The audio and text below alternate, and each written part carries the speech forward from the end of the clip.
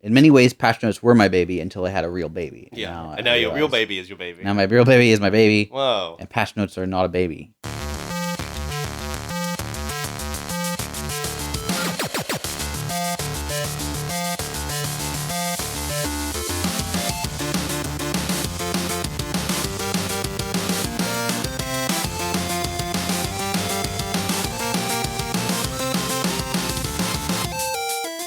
Hey, welcome to episode 139 of Front Seat Gamer. I'm Nick. I'm here with Saveun. Welcome back, Nick. Thank you. And Blake. Hey, Nick. Welcome back. Thank you. Where you been? What do you mean? I've been here the whole time. Oh, did yeah, that's not, right. Did you not notice me? You were just quiet the whole time. We didn't give you a chance to talk. No, I kept raising my hand. Yeah.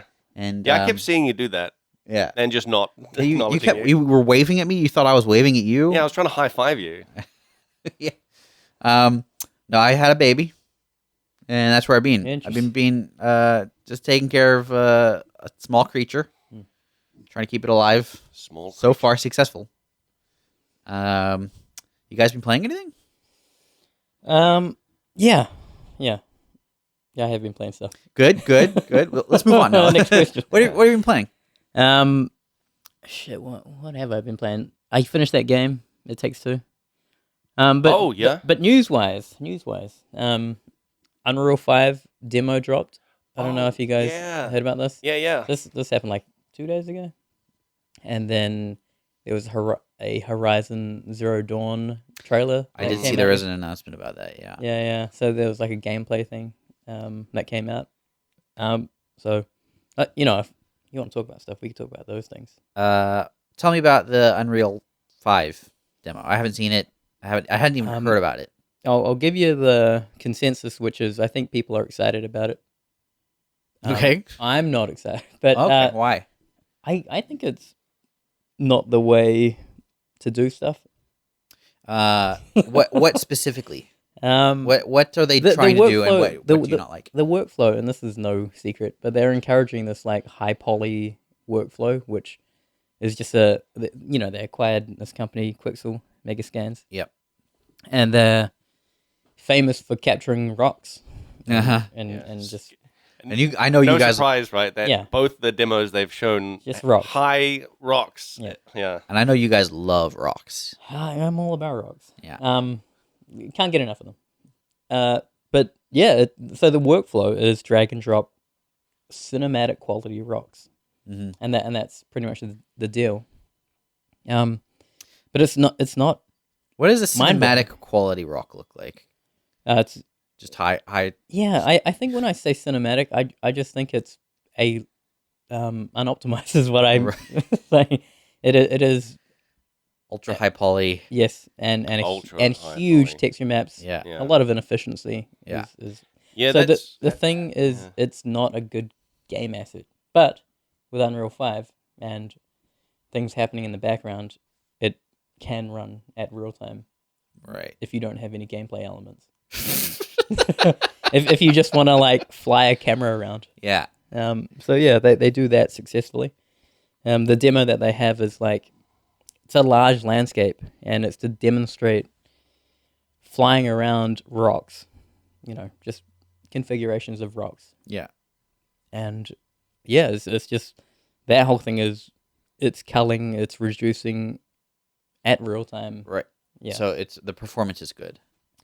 It's good if you have modern hardware. So it expects a solid state, at least. I think they recommend 32 gigs of system memory.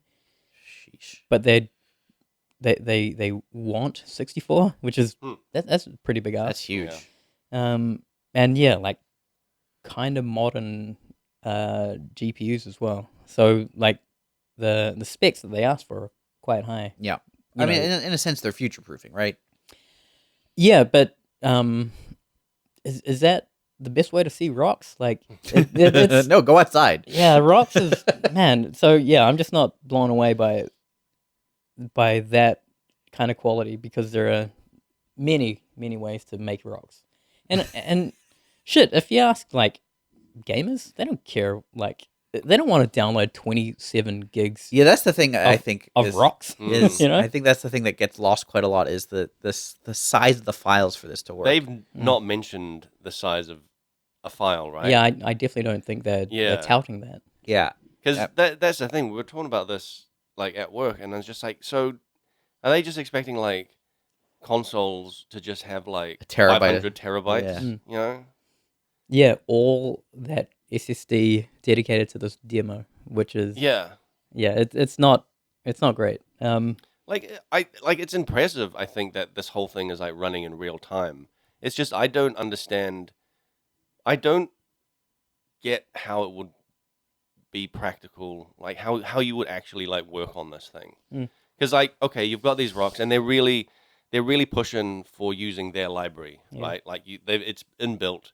You just drag and drop straight from their like store, from their Mega Scan store. Yeah, and that's fine. But then it's like, well, what if Mega Scans doesn't have everything that can be imagined? So you'd then going to like make stuff out of ZBrush. Yeah. And then it's like, so okay, then there's like texturing and like animation of these things, like at that high, when there's like, I don't know, 10 billion polygons on a character model, like you can't run that in Maya to animate or rig or anything. Like I don't know. It just, you're thinking about the practicalities of making I don't know how it works right down in the actual nitty gritty of like, let's make a proper game out of this. You're thinking about that all from the creative side. Isn't like when I need to make an asset that doesn't exist at the same level of quality. Yeah. Will my hardware even be able to handle Dude, that? that's a massive concern. Like, sure, you can drag and drop rocks, but geez, to get a realistic character to match that, to fit in that same universe. Yeah. As this really high, I guess Pixar is a company that has very stylized things juxtaposed with very realistic water sims and materials and stuff like that. Yeah. So I guess you don't have to do that, but to some degree, though, it's up to art direction to handle that. Yeah, for sure. Disparity. For sure. But like, if that's your game, if that's like, remember that what was it called, that sacrifice game? Vanishing of Ethan Carter? Well, or that one of those games that like just like tries to push photorealism. If you're making one of those, then you kind of have to have a characters that are photorealistic. Metahumans, bro. Oh yeah. I don't know. So they got that. Yeah. So well, it's solved. Forget it. But yeah, then drop a metahuman in there. Then props become a thing. Yeah, like it's all this like compounding thing of like, yeah, that's cool. You just drag and drop these like ultra high like poly models and it runs great. But then, creating the rest of the game, what is that like? In fairness, this was always going to become a problem, and in fact, it has been an ever growing problem. Content over the course of the the amount of time and resources each asset takes grows with each new generation. Like games become more and more expensive to make at that ultra high quality, like at where you're pushing the envelope, just because like it takes more time to make something of a higher quality. Where it used to be like, okay, Lara Croft's 200 polygons, and everything else in that game is, is now we're looking at 200,000 polygons. It takes more time. You have to animate it at a higher caliber and all that texturing and all, So this is not a new problem. You're just saying that at this extreme end of it that we're seeing now, it feels like a bigger leap than the industry is ready for, potentially. Well, to me, it's just unclear how you use it practically. Right. Well, it sounds to me like the way you do that is just spend a lot of time on your asset, right? Like how much time do you think it would take for someone to model a character to fit into that ultra realistic environment? Don't know. Don't care. My concern is that it encourages a very poor internal pipeline for. I think students and I think people getting into the industry. It encourages like bad behavior. This is not how people should make video games. Because like it's basically just brute forcing quality. Yeah. Like you can do an automatic unwrap, and because of just the quality it can handle, it will just look good, even if it's not like properly optimized. Yeah, and maybe that's okay as well. I guess I'm Like just nitpicking. I don't know, but like I don't know if that is okay because like okay, so you're a student and this is how you've like Come into made the stuff, industry. yeah. But then you work at another studio that isn't using this, and it's like you can't just automatically unwrap everything you do. Like Yeah. you I can't guess just they're rely on the Unreal Engine to like give you that quality when like with like just automatically like just the auto Man, processes. there are companies that do that though. Yeah, I know. I wonder. This sounds like it kind of parallels the trajectory of coding over the last like 20 years, where programs used to have to be very efficient and use CPU in very efficient ways, and like everything had to be very lean. And then as processing power has gotten better and better, people have just kind of gotten lazier. Yeah. And it hasn't mattered as much. Yeah. And they've had a little more wiggle room, and then you kind of just get these bloated, inefficient pieces of software. Yeah. And the same thing happens with websites. Yeah, I know it doesn't matter, like, for the majority of things, which fine.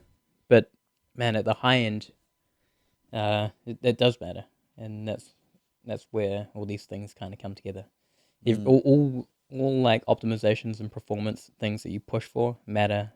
I guess on low specs, on like, the low-end hardware. But also if you're quite ambitious. We got this demo. Someone was sharing it around the office, and I wanted to see how it would perform on a spinning platter hard drive. Yeah. Because it's not recommended. Yeah. And it's rough, man. I was getting like 3 frames a second. Oh god. Wow. Was this the Unreal?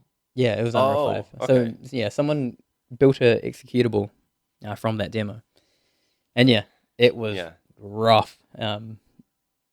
So on the flip side of that, you can get decent rocks running running at 60, 90 frames a second, and to some people it'd be like very similar in fidelity. Yeah. So that's I guess it's a cool tech demo to see that reduction stuff, but yeah. But you think this isn't necessarily the future? I definitely don't think it is. I don't like what it encourages. It's fast, and I guess if you think about movies and what the Mandalorian is doing, that kind of workflow, it's cool. Like that, you can iterate quickly. You have a huge library of assets. I guess in that situation, it's cool. But yeah, to expect such high hardware on a user level for this kind of content, I don't think it's worth it.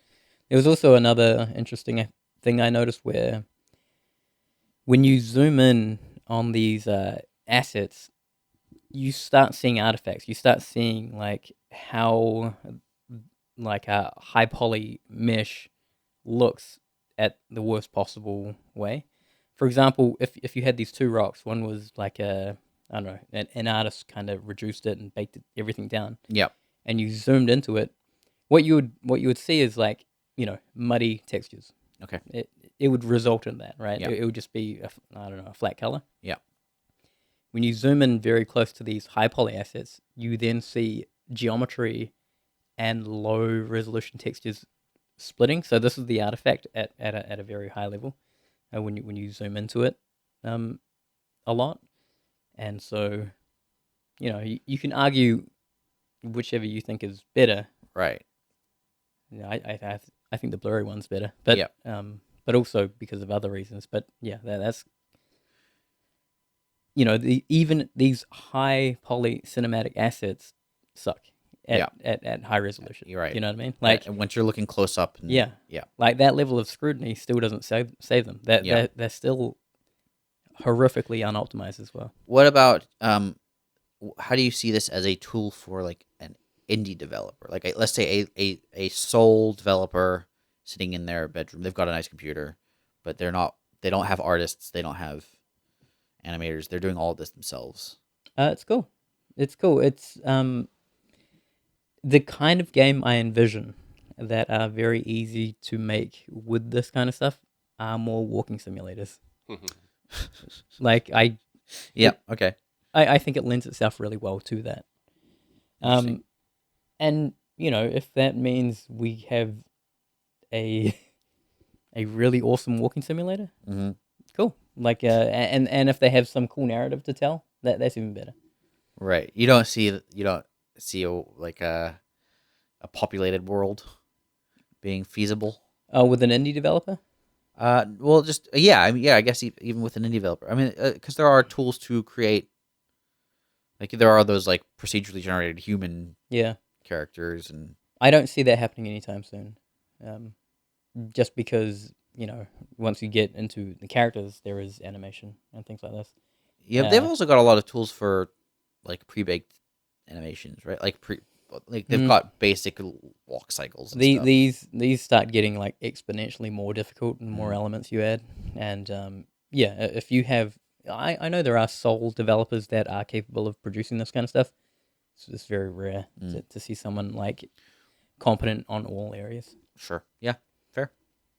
So I'd like to see it, but it's very unlikely right now. Okay. And yeah, these are ways to get that developer a head start in those things. Yeah. And not have to worry about them. This is cool. Yeah. The metahumans is interesting because they design those characters to work at a very high end. Yeah. And low end. Which is very different from this photogrammetry workflow, where it is the high end is actually very unoptimized, and at the low end, dog shit. So it's like, so you have like two similar kind of things, but fundamentally different at their cores. Do you? Well, okay. Have they talked much about like their? I mean, all of this is sort of scaled in game, right? Like the quality of. They've got different levels of detail that scale based on, I guess, the needs and distances and all that. The main tech, I think they called it nanite. That is the reduction on the fly. You give it a very high resolution asset, and it will just deal with that at all levels of detail. Sure. I'm not sure what kind of like runtime CPU costs that has. So my question is, do they not have the capacity for it to scale in a cleaner way, not at runtime, so that if you want to just have it, that would be an old solution. Yeah, and so they couldn't advertise that. Right. Okay. Yeah. So those solutions exist. Right. And so for a lot of people, I guess that means that right now they're just talking about their fancy new tech. Yeah, exactly. But it's not the sole way of handling these ultra high. No, and those old ways of handling it are prehistoric and reliable. Yeah. Every open world game employs a form of that.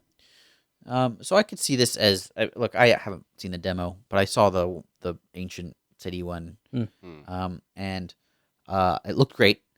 But obviously, I think we talked about it back then. The concerns about the size of the files and like obviously performance and all these other things. But I think it to me it seems like a stepping stone towards like photorealism as the new standard 10 years from now, maybe. I reckon, if you ask people, they would say we've had photorealism since PS3, that generation. Like Last of Us was really good. Yeah. I wonder if you'll feel that way 10 years from now.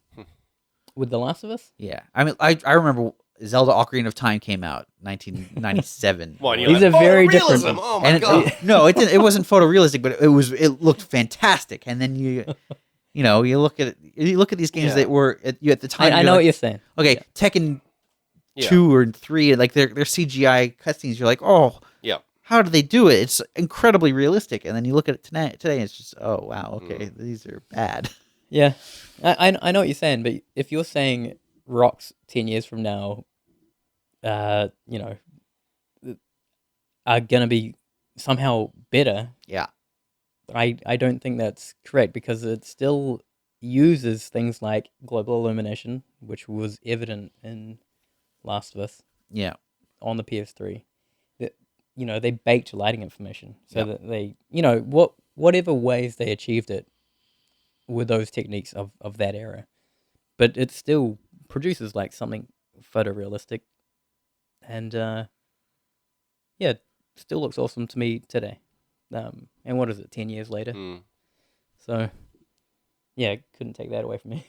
Fair enough. Yeah, Like, sure, it won't be dynamic, and Yeah. and that's the difference. Like stuff I think has looked good for quite a few years. Yeah. Like there's games from, 5, 6, 8 years ago that you could play that still hold up perfectly fine. Yep. But, maybe you go back to like the 2000s, and if you played a game that was 8 years old from there, then you'd be like, oh God, Yeah. Like I think the curve is sort of It's plateauing. plateauing. Yeah. I mean, you might be right. Yeah. In fact, you're probably right. But I do wonder. Yeah. I 'Cause, also like, look back at some games from Like, okay, that last God of War game, when did that come out? That was like 4 years 4 ago. I years think? ago, and it still looks fantastic. Sure.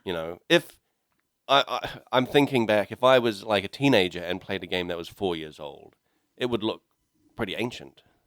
I don't think I agree. You reckon? Yeah. I think like, I mean, I guess as by way of example, Oblivion compared to Skyrim, there was like a 6-year gap there, and Oblivion still looked pretty good. Skyrim looked better, Yeah. but it still looked pretty good. They're functionally the same generation. Man, we talk about these games all the time, huh? Yeah. Well, they're kind of bring 'em up. touchstones, right? They're games that everyone can. Oh, not this guy, Oh. but like, yeah, like you definitely like to talk about him. Yeah, no, you mentioned Zelda. Anytime I can. Yeah. It's been a real absence of Zelda. Oh, that's a shame. dude. Yeah, so Horizon. I'll just briefly touch on this, but that game looked good. The first Horizon. Like, do you agree? Yeah. Like, it looked Yeah. good. Nick, do you think it looked pretty decent on PS4? Yeah, sure. I thought it would look good too. And now they have this new trailer for the new Horizon coming out on the PS5. And it is very stylized. Things are very saturated. The character just looks immaculate. Like her skin textures look great. Her hair, it's like some kind of shampoo commercial. Yeah. Yeah, everything is perfect in that game. So, man, like the thing that The Last of Us is, that kind of hyperrealism, if you want to call it that, and games like Horizon are kind of departing. The visual styles are actually coming in, and you're seeing games like The Last of Us, which is real, gritty, and a lot of occlusion, GI, this kind of stuff. And then you're seeing a game like Horizon, which I thought was decent last generation, but actually looks more stylized this generation. Yeah.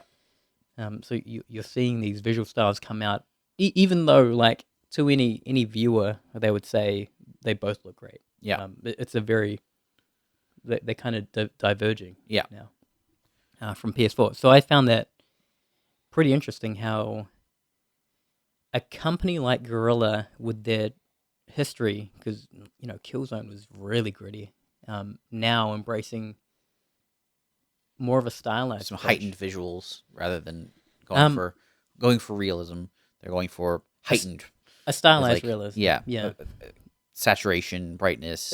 It's towards like a Disney thing. Yeah. Not to that extreme, but it is very stylized. Like Yeah. a lot of their colors. Pop. Yeah, for sure. But also, like, details are very. I'm not sure if that's a limitation, but it feels like details are very muted, if that makes sense. So, like, you can see it in their foliage, you can see it in just those visual things, and I'm not Right. sure if it's they just can't produce assets at a Last of Us quality for an open world. That might be a huge ask. But they're also like a first-party Sony studio. You'd think they'd be able to push, assets pretty high. You don't think it is an intentional stylistic choice? You don't think they thought, we don't want our game to look Gritty. like every other game trying to look realistic, and we want it to look. We want you to be able to identify it from a screenshot. I know that happens. I mean, because I think about games that go for cell shading, and like these games tend to choose a visual style, Yeah. and for more reasons than just like the pipeline. I definitely do think it's a conscious thing, but I'm not sure if that's like trying to save money on assets. I reckon that's a maybe a more cynical view of. It's certainly possible, but I can see the argument that it is. We want you to be able to see The Last of Us at a glance and go, I'm not The Last of Us. The Horizon, say at a glance that's Horizon, and I could tell because of just the way it looks. Like Borderlands, for example, you know what Borderlands looks That's like. definitely like one example, a very specific example. Yeah. With Borderlands. But that's to me, I think, a smart decision in a lot of cases because, yes, there's lots of considerations for creating all those art assets, but I think there's something very strong about having a unique look to your game. Yep. And I guess I'd make the case that like I think Horizon in PS4, the first Horizon, did look stylized in PS4 as well. They had very saturated like sunsets and stuff like this. And the forests, like the greens and stuff like this, they were really saturated. I always as well. felt with Horizon that they were going for, because it's like it's a post-apocalyptic, but it's like post-apocalyptic. So it's like all this regrowth has come back, and it's like everything's kind of like not destroyed. Everything's new and alive and vibrant, but it's just there's ruins of old human stuff around. Yeah. But it's like this, colorful flowers and like all these like bright colors and stuff. So it's like a different. It's not what you would think of when you think post-apocalyptic. You think Last of Us, grungy, everything's destroyed. Yeah. It's like it's beyond that to the point where like everything's regrown and it's just like this is the world now and it's like alive and I find that a much more interesting setting anyway. Yeah. It's very recognizable, like the first one. But I don't know that. I mean, certainly there are screenshots of that game you could take and you could say that's Horizon. Like you see a robo dinosaur, definitely. and you're like, oh, that's definitely Horizon. Yeah. But if you were to just take a screenshot of the landscape, you might not be able to make that. There's absolutely parts in Horizon where, like when you get down into the old human ruin stuff. Oh, I'm sure. It's very much of course, like Last of Us, where it's just dark corridors and like rusted plates of metal everywhere, and yeah. Yeah. So I guess what I'm saying, I've said it again. If you can go into what would be a generic gritty corridor and it still looks unique, that's a really strong thing for a game to have. Yeah, I agree. I just find it very interesting that they went that way. I'm curious it would be interesting to hear their reasoning for it. I wonder if they'll ever talk about it. I don't think they would. Well, maybe they would. I don't know. I've been playing Borderlands 2, actually. Really? Yeah. Why 2? Because it was for sale on Switch. Nice. And it's a game you can pause. How's it look on the Switch? How does it look? Yeah. I mean, it's a pretty old game, so it looks fine. Nice. Perfect Switch game. Yeah. Weirdly, I have had some slowdown at times. Mostly when there's like tons of enemies on screen and I'm launching grenades and but it's fun. It's an action RPG. It's interesting to see how they handle loot because I played the original Borderlands, but I didn't play any of the I didn't play the pre-sequel or any of the expansions, and so I know they redid loot for Borderlands 2, and it's interesting to just sort of see they utilize the base type mentality. They kind of have mods. What I don't think they do well is indicating what is good and bad for its base type, as in like it seems like there's just like some ranges that an item can have on its stats, and you don't have any clarity as to what those ranges might be or what's modifying those ranges or whatever. So you just kind of have to do a manual comparison between this and that and see, oh, this has a higher arrow, this has a lower arrow. Arrows are actually pretty helpful because really not any other way to tell what's going on with the item. Oh, you mean just green and red Yeah, arrows? exactly, Yeah, exactly. Okay, I gotcha. Because there's nothing really explicitly written other than the value of like it holds 17 bullets and it deals this damage. But it's been really fun.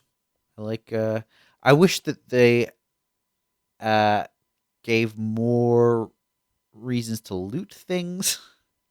I guess they one thing they do really well is create pressure on ammunition, and if that pressure on ammunition kind of causes you to have to cycle through weapons, and I do really enjoy that there's there's like elemental weaknesses and whatnot, so you have a reason to cycle through your kit.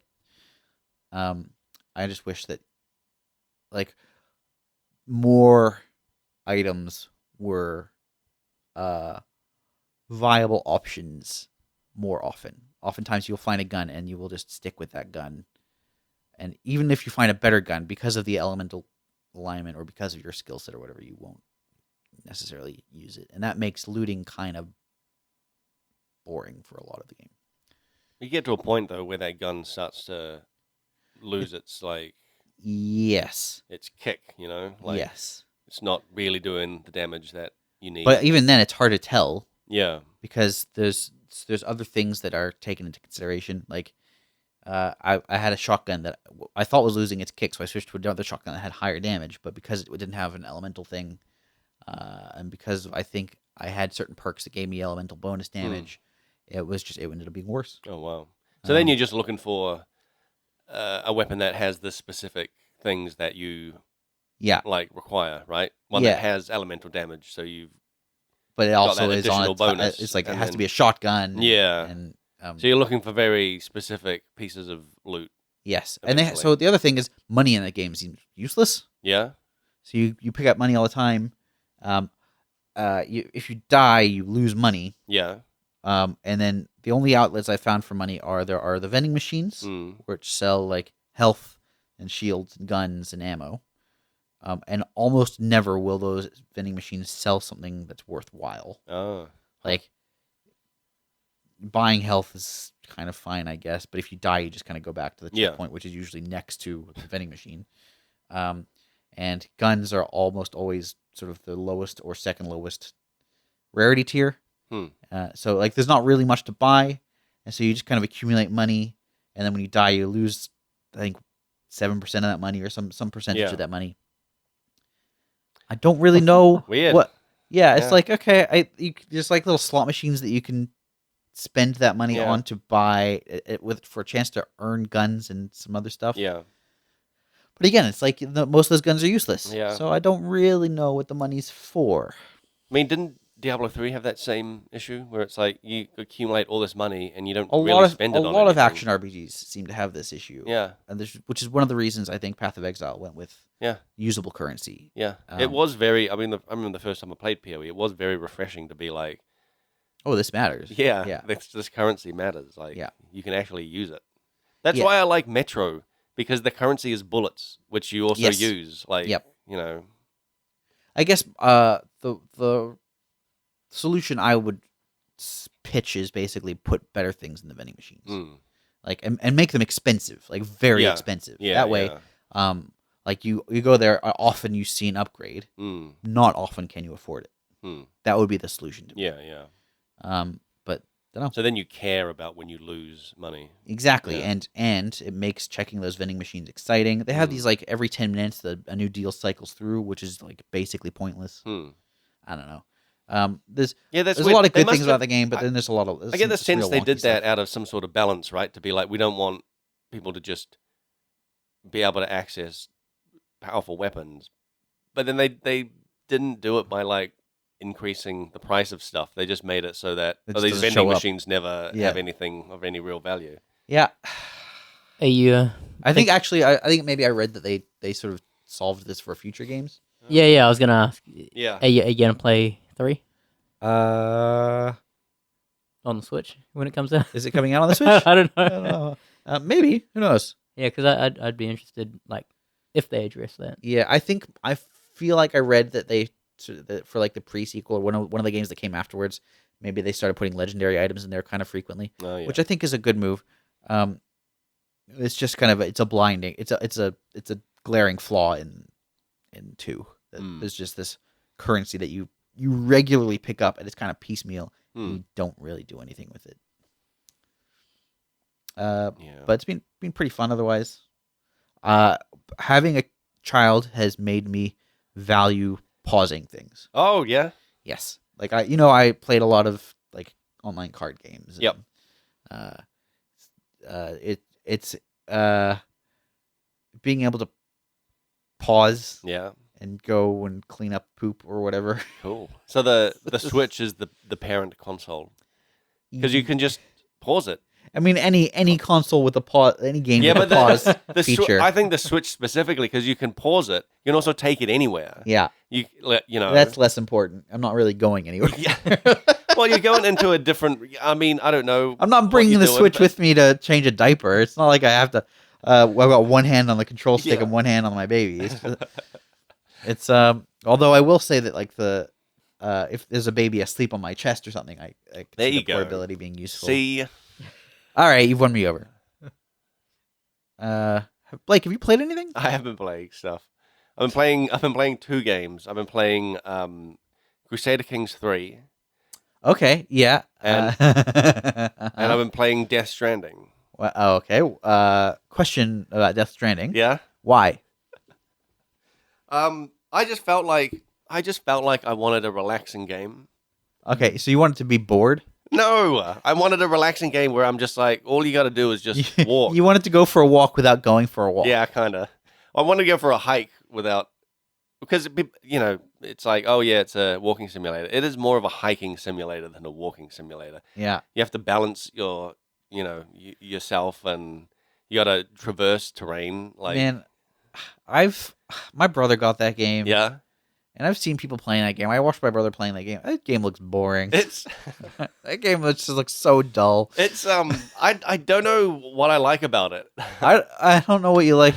I mean, it doesn't have the same sort of appeal as like No Man's Sky, where it's just like, oh boy, there's just nothing to do here. I can't wait. I mean, I don't even know. Maybe like I like this idea that like you're going out into this world and you're reconnecting these isolated like places, and while you're going through the terrain, there's just like nothing there. there's like sometimes some enemy guys and some BTs. They're called the ghost thingies. And so you got to like creep around them and stuff like that. You've got to like manage your stamina. You've got to like manage your balance. You've got to like also like. I like the idea that traversing terrain is actually like quite difficult. Like it's not just like, oh, you just walk up a hill. It's like getting up a hill can be quite treacherous. There was like one section. Oh, so exciting! There was one section. Tell me more. There was one section where it's like I had to go to this wind farm, and this wind farm was like through a sort of canyon, and a canyon also downhill. So started going down this canyon, and it's like the wind is blowing me from side to side, and it was like very easy to lose my footing. And it like when I got through there, I felt like, man, that was like a tough, like I felt like that was a boss encounter, like dealing with the wind in this canyon. And it's so steep, you can like, if you walk too fast, you'll start to like stumble forward, and you have to basically stop and hold the trigger buttons to kind of like steady yourself. Yeah. And the whole time, like holding the trigger buttons means that you're kind of like walking more carefully, like you're going through there the whole time, like holding down these trigger buttons, walking carefully, and like not going too fast because you'll like lose your like you'll start slipping and stuff.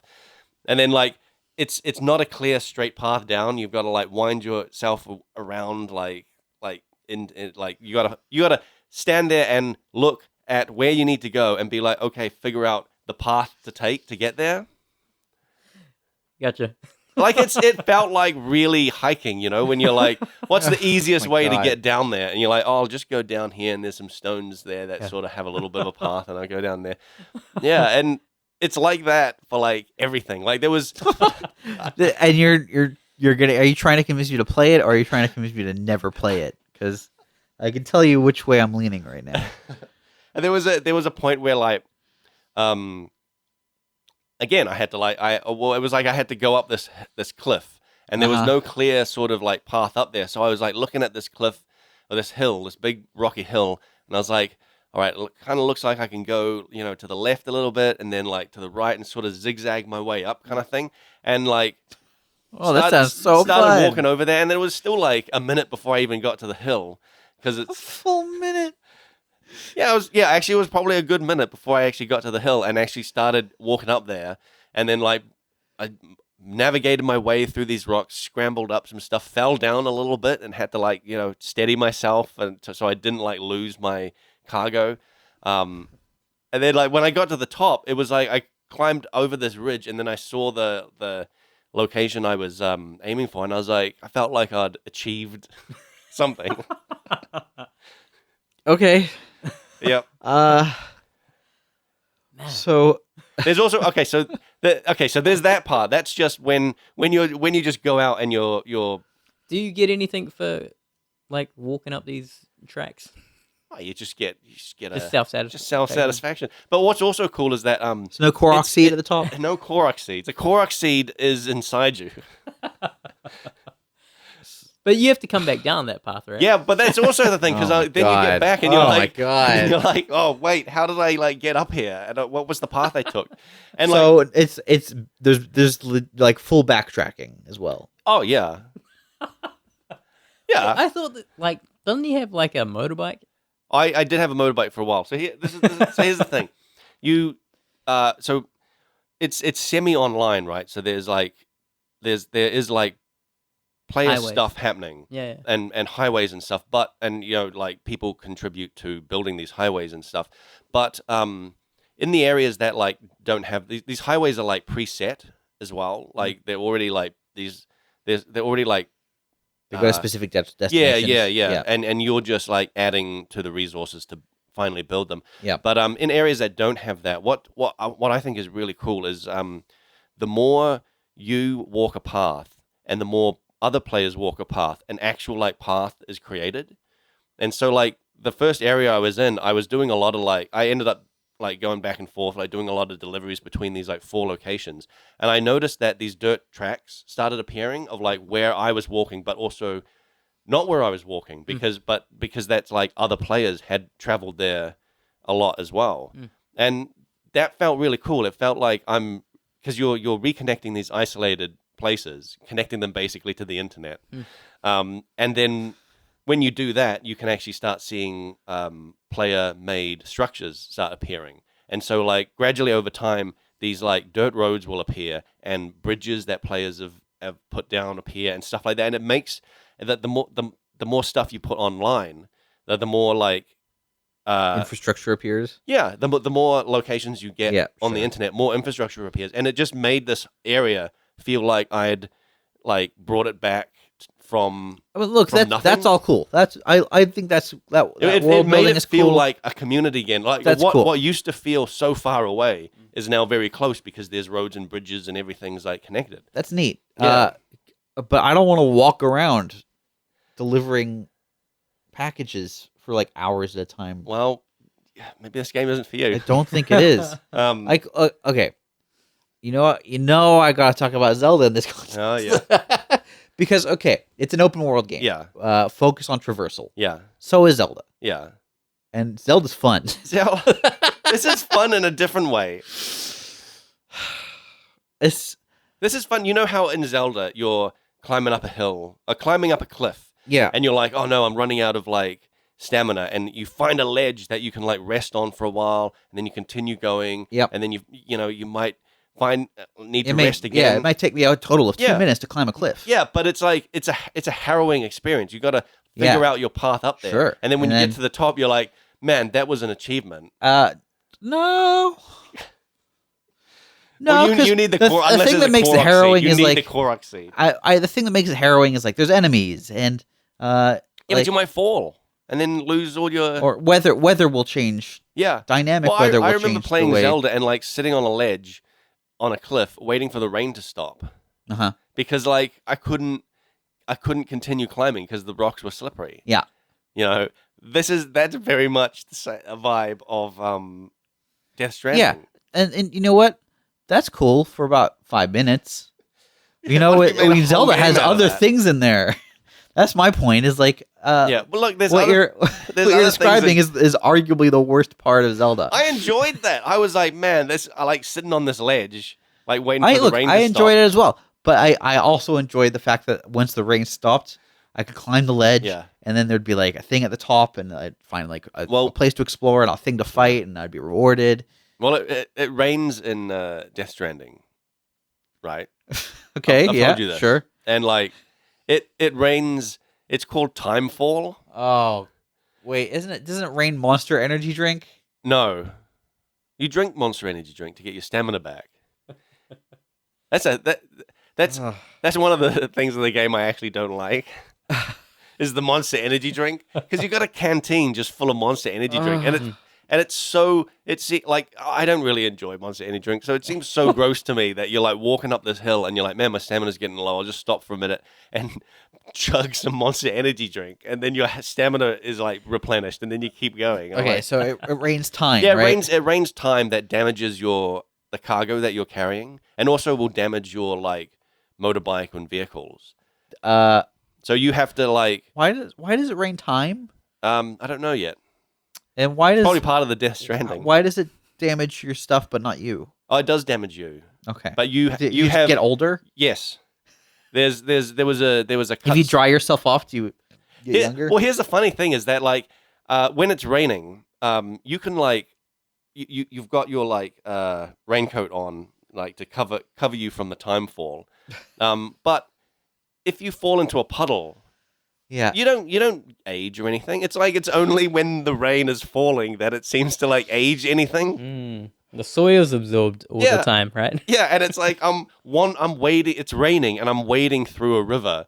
I'm like, how, like, I mean, for that matter, I think it's what just- happens to the grass? Does the grass get old? the grass doesn't seem to get old. Are there trees? There has been trees. In that windy section, there were trees. And do the trees get old? No, so I don't know. Okay. Like- Do the rocks get old? No. I'll tell you one thing that gets old: walking around. The entire gameplay. That's what. Yeah, but Is that why it rains time? Is that what? Does it remind you? Look, you're wasting time. maybe. You Maybe. could be doing literally anything else. Yeah, I don't know, man. I've been playing this game for like maybe 20 hours. Yeah, and now. you've done what, 2 missions? No, I've done heaps of missions. I've done heaps of like it. I don't know. I'm just kind of enjoying it, and I like the weird writing. Like everything in this game seems to have 2 meanings at least. So you've got like, start with the guy's name. His name is Sam Porter Bridges. He's working for the company Bridges, which is connecting these isolated areas. So you're kind of like building metaphorical bridges, but you're also building physical bridges across like rivers and stuff. But it's Not the most subtle. I know, but And also his name is Porter, and he and he's moves a porter things around. Yeah, and he's a porter. Wow. But here's the thing as well is that so Oh boy. so you've got your like you have a rope that you can use to like traverse down things and like choke out people, and they were like, this is That came out of nowhere. yeah. Yeah, you walk around a whole bunch and then you choke some people out. Well, you do. There's these guys called mules, and they're obsessed with they're like porters, Yeah, just more stubborn. but they don't actually deliver stuff. They just take it and they just put it in their mailbox. Oh, there's a mailbox in the center of their camp, What? and also you can just Why? players can just like, I don't know. They're just obsessed with like collecting packages. But putting it in their mailbox. Yeah, that's their like stash basically, in the center of their camp. This game sounds like a fever dream. It kind of is. And then like, so the rope is made partially out of your blood for apparently no God. reason. And it's not called a rope, it's called a strand. They call it a strand. Okay. And also through the a pretty early cutscene, so this isn't too much of a spoiler, but his name actually isn't Sam Porter Bridges. His name is Sam Porter Strand. And he didn't want to be part of the Strand family. What they were trying to do was like reconnect America. And he was like, choking people. Yeah, by choking people out. And he's like, I'm not having any of this. I'm just going to go off and like deliver packages. So he changed his name to Bridges when he started working for this like Bridges company. And then instead he's now reconnecting people. Now he's reconnecting people because his mother, who is the president, recruited him to the president of the United States.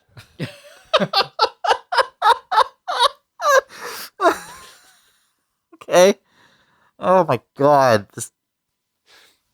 Blake, did you ever beat Zelda? No. Maybe go back to that game and remember what a real good game is like. Yeah. Hard.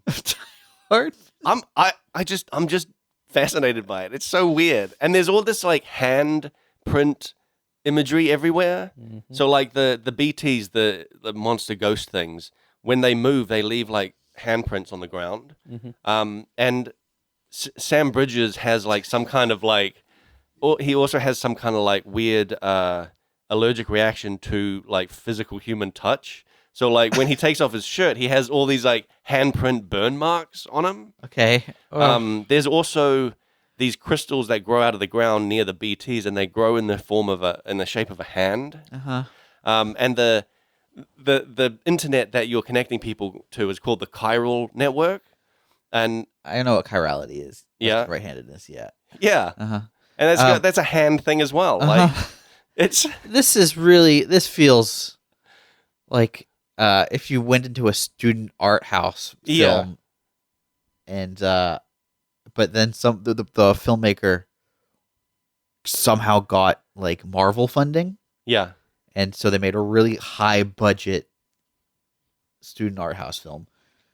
It kind of does. It just seems like he. I mean, it definitely seems like he had free reign to do whatever he wants, and he just did whatever he wants. Like Kojima just did whatever he wants. Yep. Like it's. I feel like someone should have stepped in at some point and said, what about making it fun? He did apparently come out and say, like, you might not enjoy the first 40 hours. Fuck. What happens after 40 hours that makes it good? I don't know. You might not enjoy the first 40 hours, and then you'll be done. Yeah. But it's been a fun, just chill out game where you just chill out after work and deliver some. Oh God! Do some chores. Do some chores. Deliver some in a stuff. Frustrating world. Is it at least like? Does it look good? It looks pretty good. Okay. It has this like it kind of. It looks like Iceland. Yeah, I was just gonna say it reminds me of Iceland. Like, it's just barren like rocks and green grass and like not very many trees. This is California. Yeah. Well, that's funny. It's like this is across the entire United States. It has just completely changed its landscape. Huh. Okay. Yeah, this is like raining time will do that to you. It's because this is like a post-apocalyptic thing, and like there was some big catastrophe. What's the year? I actually don't know. Depends on whether it's raining or not. Yeah, I don't know. Okay. Yeah, it's I find it interesting, and so far I'm enjoying it. You know, it sounds interesting. I'll give you that. Yeah. It sounds interesting in the same way that like just watching someone who's mentally ill on the street is interesting. Like, I don't want to. It's just don't want to involve myself. It's just so weird. Here's another thing. So you have these grenades. There's these grenades. There's grenades that are made out of your blood, which are like the best grenades. But there's also these two other grenades. What? Hang on. Why are all these things made out of your blood? You've got special blood. What? You've got special blood because you're the son of the president. You're what's called a repatriate, which means that when you die, you basically respawn. And there are more of these people? There are a few more of these people, but they're very rare. Let me get this straight. Your mom is the president. Mm-hmm. You are allergic to people. If you die, you're reborn. Yep. And the thing that you've got the special power, and the thing that the president, your mom, says, this is you. I've got the perfect job for someone who can't die. Yeah. Deliver these packages. Well, it's reconnect America to the chiral network, to the internet. Plug in some cables. It's a USB you're delivering like you have a USB keychain. Oh, you have USB necklace. We've forgotten how to make things that fly. We've forgotten how to make cars. So you got to walk. Yep. You got to walk it. And you've forgotten how to walk properly, so everything's real slippery. Yeah. But don't worry, if you die, you respawn. There's probably crime going on, but plug in the internet. Yeah, you got to plug that internet in. And everyone's Wi-Fi is busted. Well, what? Yeah, well, is you go up to these areas to plug in the internet, and you get a hologram, right? And they've got hologram technology. But they can't deliver. Well, there was something I read in like one of the, I think it was an email that you get in game, talking about. Oh boy, you get to read email in game too. That's actually getting to be a real chore. No way. No, what? Something in that game is becoming a chore? All these bloody emails. And they're always these giant some of them are words of spam, text. some of them are scammers. They're always these giant words of text, but at least like... You have to keep unsubscribing. Yeah. There always these giant walls of text, but they have like highlighted, I guess, the core message of the email in like yellow, so you just can read that and go, oh yeah, okay. Oh boy, I hope there's a part where you get to do dishes.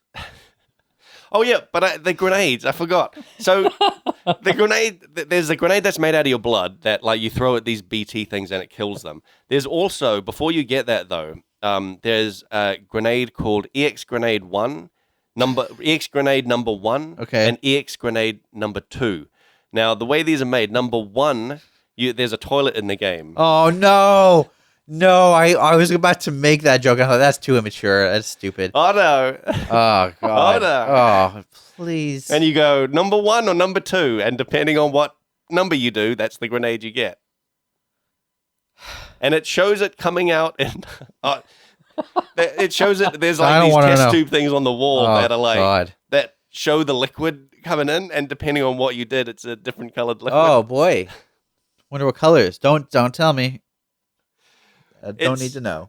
It's Monster fascinating. Energy. This game is Monster Energy color. yeah. Just highlight a green. It's always green. Yeah, and that's actually a thing I really don't like the Monster Energy drink thing. It really does annoy me because like you're sitting in, so before you go on a mission, you can like rest up in these private rooms where you get your blood taken to make more grenades, and then you can do number 1 and 2 to make those other grenades. But there's also like all these Monster Energy drink cans on the table, and like we've seen this in cutscene. He's drinking those, but like when you drink them at full in this room, you get more than 100% stamina, and you can get up to like 25% stamina. But that means you have to drink like 4 Monster Energy drink cans in a row, and I just hate watching him drinking those things. It makes You can't skip it. You can't skip this. Oh, maybe you can. But it's not just the watching, it's just the idea that you have to chug these Monster Energy drinks. Like just have water. It makes me want to just drink water. Like I feel like gross seeing him chugging these Monster Energy drinks. Why do you think he has to go to the bathroom all the time? Yeah. And no wonder it's like... No wonder it's destructive. Yeah. No wonder it's corrosive. God damn, dude. It's rough. Yeah, it's I just think it's fascinating. This just and the more I play, the more weird things pop up. I think maybe I'm done with video games. Yeah. I think you've made me. It's so strange, but it does have these. It does have these cool moments where like you're walking and then just this music will start playing, and it's that kind of. And it reminds me of like music from like Life is Strange, where it's that kind of low, I don't know what you call it, lo-fi rock or something, and it's just this chill out music while you're hiking along a river, and it's like pretty cool. But it doesn't do that enough, I think. So most of the time it's just silent? Yeah. And what annoys me is that like you can play music in the private room. You have an actual option in your menu that is like music. And when you're out in the world, you don't have that option. No, they haven't invented headphones. No. Why would they? So and every time a song plays, it's just added to this like collection of songs that you could play in the private room. But it's like who cares about just playing this music in the private room? I think who cares sums up that whole game, really, right? Yeah, it's so fascinating, and I do not understand what like keep talking about the beach like it's this the beach. They're talking about like how they discovered the beach, which is like some sort of dimension after death, and they are using that as a like they can send stuff to the beach, and then bring it back from the beach, and it will be in a different location. So they're basically using it to teleport stuff around, but it has to be connected to the chiral network to be able to do that. So it's this weird thing. And like when they discovered that, that's what caused some kind of apocalypse thing where these BTs showed up, which I think stand for like beached things. So they're like dead people that are stuck on the beach. They're beached. And they and when they come in contact with a living person is basically a explosion that like leaves a giant crater kind of thing. I thought that's what happened when people died. That's what happened. People, when they die, they'll turn into BTs after 24 hours. But they won't if their bodies are burnt or something. Because very early on, you get like a mission and then a cutscene where you're trying to get a dead person to an incinerator. I've seen this, yeah. Yeah, and they don't make it, and then there's this big like cutscene, and then there's a huge explosion. But because you're a repatriate, you just basically respawn after the explosion. Okay. It's kind of like they've worked the game, like the gameplay of a game of dying and respawning into the lore of the world. Sure. Yeah. I mean, look, I don't mind that, but then to make a character with this incredible rare power, fix people's Wi-Fi. Yeah, that's their whole job. Because then his mom's the president. His mom's the president. The game sounds bad. It's not bad. It's just weird. It sounds okay. It doesn't sound bad. It sounds boring. I think you would probably find it boring. I don't know, man. I maybe I just have a high tolerance for like monotonous. Like you just I think doing that's the same probably. thing. I mean, I think that's probably true. Yeah, I am enjoying it. Like I'm not lying here. I know that's what makes it amazing to me. Yeah. Hey, you know what? Good. I'm glad you found something you really like. Yeah. It's just so weird, and like, it's like unraveling an onion. It's just like every layer is like a new weird Did you ever play any of the Katamari games? No. Really? No. Did you ever play any of the Katamari games? Is that the one where you roll up people? Yeah. You roll things up. No, I've never played it. Those games are really weird. Yeah. But they are really fun as well. Yeah. So maybe check that out. Yeah. Yeah, it's just weird. Like you just I get you're it. just walking and delivering packages. I got it. I had to like here's like you're delivering stuff like medical supplies and like tools for like building things and like stuff that seems important. Where are they coming from? Oh, where are these things coming from? They start off coming from the main like hub that you start from. Who's delivering them to you? I don't know. They're being made there. Are you at the hub? Yeah. It's factory. Yeah. And you're the only guy there?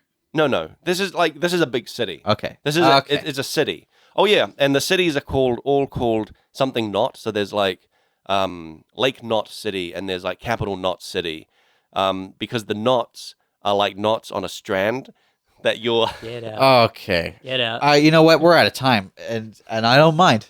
I don't want to hear any more about Death Stranding. Yeah. It makes me angry for some reason. I can't even explain why. It's so bizarre and weird. It's and wanky is what it is. It sounds so wanky.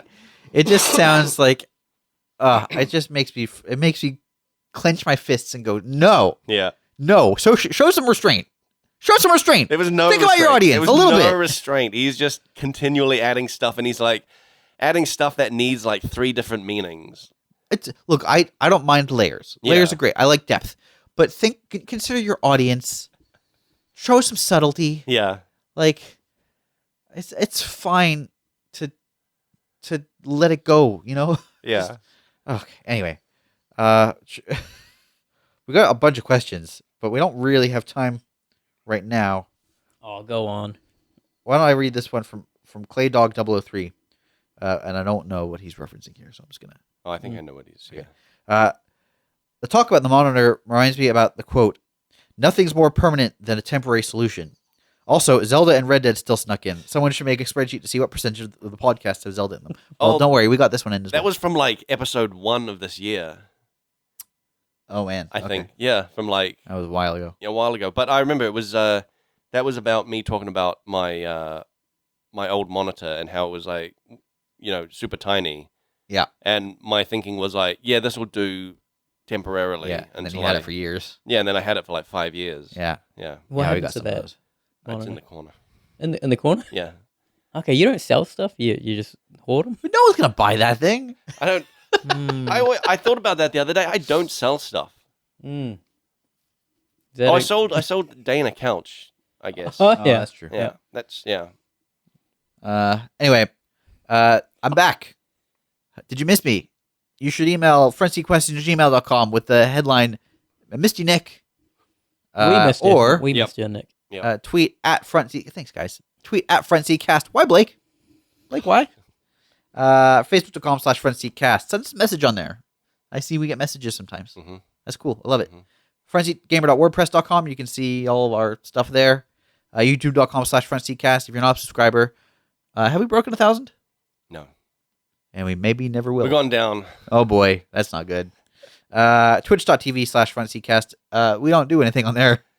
No, Ever. I need to. I Blake, you gotta get One in day, there. gotta Blake's get gonna on do there. something. Gotta get on You there. gotta put some of Death Stranding on there. Maybe I Oh should. yes. Maybe I Yes. should. Yeah, really put. If And I'll you link looking, it to Nick so you can Just you chilling can- out. Yeah, just chilling out watching. you Death Stranding. guys Some having trouble Wi-Fi in there? sleeping? Yeah, Having trouble sleeping, delivering or pizzas. wanna just get frustrated at someone's creative endeavors for a while? Yeah. Watch our stream on Twitch. Maybe I will. Rate us on iTunes and wherever you're listening to this, and tell your friends, etc. We love you. Thanks to Leanne for our logo and Andrew for our music. And we'll be back in a couple weeks. Bye.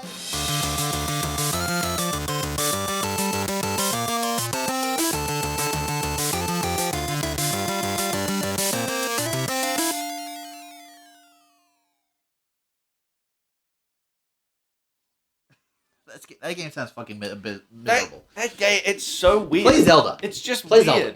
I know what Zelda's about. I don't know what Death Stranding's about yet. Does it matter? it's the clickbait of games. It kind of is. It's just like one weird thing after another. It doesn't make it good. Blake watched the movie. likes it, man. Blake. And you're looking forward to it too. I am looking forward to it. Yeah. Yeah, Well, yeah. what's cool is that because remember when it first came out, I was like, I'm gonna get this because it's like so weird. I want to know what it is. Yeah. And then it was like $100 or something. I'm like, Yeah. I'm not getting that. Yeah. I picked up for like $20 on Steam. Okay. Sounds like a That win. to me is like That's a win, bro. yeah. I mean, Think about all those other things you could have done with $20, though. Think about how many copies of Zelda. what like a quarter Yeah. of a copy? Still better. I could have bought a box of Zelda. Could have got the DLC. I think I have the DLC. Okay. Pretty sure I do. Yeah, no, I do because like I have all these quests that pop up on the side. And I'm like, what are these? I got to read some notes in a book that was like. You only want to read emails from.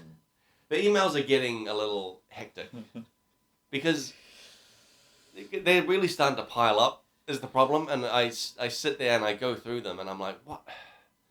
There's this guy that is like, yeah, I don't know. I'm starting to just skim read them, and I worry that I'm missing valuable lore. I can tell you right now, Valuable world you're building. not missing anything valuable in that game. I do appreciate they do highlight the text that is important in the email, so you can just read that and get what the guy is like saying. Yeah. Passwords and whatever. Yeah. It's usually just people thanking you for delivering stuff. That's cool. Yeah. Congratulations. Yeah. Yeah. Oh dear. Yeah. The thing I didn't get to say was Thanks, Blake. I finally got Wi-Fi. Yeah, it is like that. It is like that. Well, when you connect the Test. Wi-Fi, Test. I didn't even get to say this. When you connect the Wi-Fi, their hologram becomes more high res. So they had working Wi-Fi. They just didn't want They better just had Wi-Fi. bad, yeah, it's just better Wi-Fi. They're using DSL and they want cable. Yeah, it's just better Wi-Fi. It's just like going from Fuck it up. dial-up to broadband. Yeah, and you're like risking your life.